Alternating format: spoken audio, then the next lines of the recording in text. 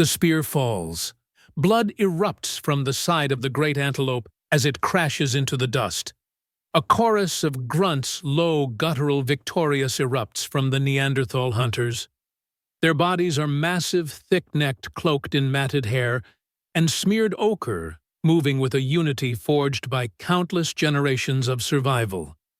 They have no words, but they do not need them. Their eyes speak of hunger, of victory, of the ancient rhythm between life and death. They work fast. Stone tools slice flesh from bone. One youth smears blood across his chest, a rite of passage etched not in language, but in muscle and marrow. Above them, vultures spiral in anticipation, and in the wind, the scent of meat carries far. A storm brews on the western horizon, curling clouds like clenched fists. But something else moves there, darker, quieter than thunder. Another band, not kin, taller, leaner eyes, narrow and fast. Homo erectus. They've followed the vultures. They've smelled the kill. And they are hungry. But the Neanderthals do not yield.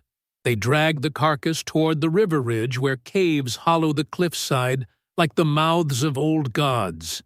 The matriarch scarred and heavy with age limps behind them, her club thudding into the dirt like a war drum.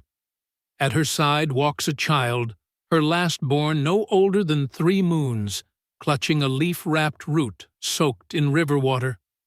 The tribe knows the caves well. Fire dances here, kindled from dried grass and stone, spark warming the womb of the earth. Here, they can butcher, eat, heal. But the Erectus band follows. The Neanderthals form a wall of flesh and stone, their backs to the fire, their spears raised high. Silence hangs thick as storm heat. One step forward could ignite a war. Yet no attack comes. The Erectus watch from the trees, calculating, waiting. Then the first thunder cracks. Rain lashes the ridge in sheets, drenching earth and ash. The fire sputters. The cliffs grow slick. And in the chaos, a cry pierces the dark. The matriarch turns, her child has slipped. Over the edge. He dangles by one hand, fingers clawing at roots. Below, the river rages, swollen with rain. Everything stops. The Erectus vanish into the forest. No fight, no theft. They've seen what they came for. Not meat, not war. Weakness. One of the Neanderthal males lunges forward, belly to rock, arms stretching. His fingers find the child's wrist. The others anchor his legs.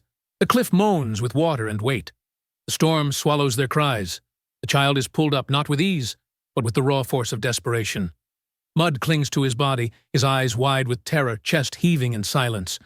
No cheer rises, no triumph is declared, but in the way the matriarch clutches him, arms wrapped tight as bark around, sapling the entire tribe exhales. The fire nearly drowned is coaxed back to life with dry moss from the upper ledge.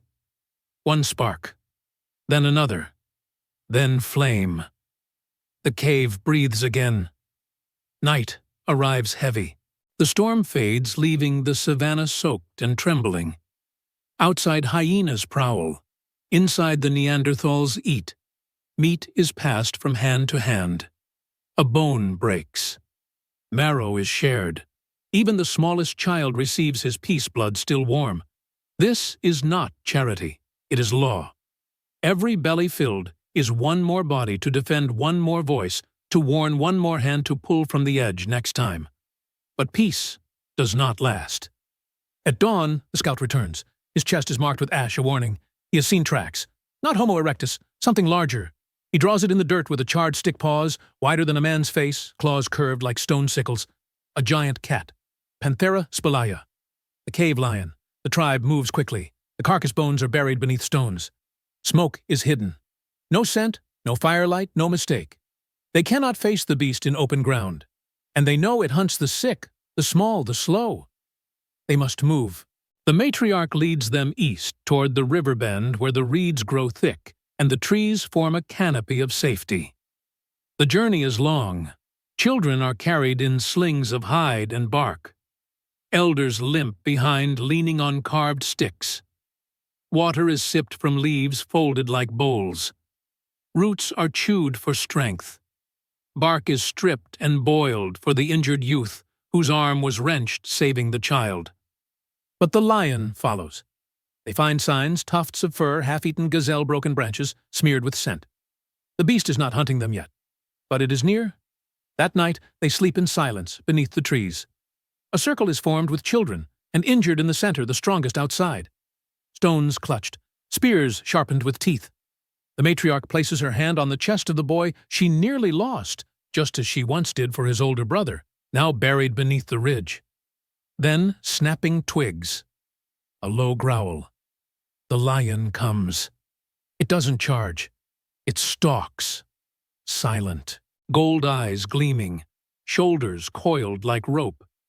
It tests the line, sensing weakness, searching for the gap. And finds one.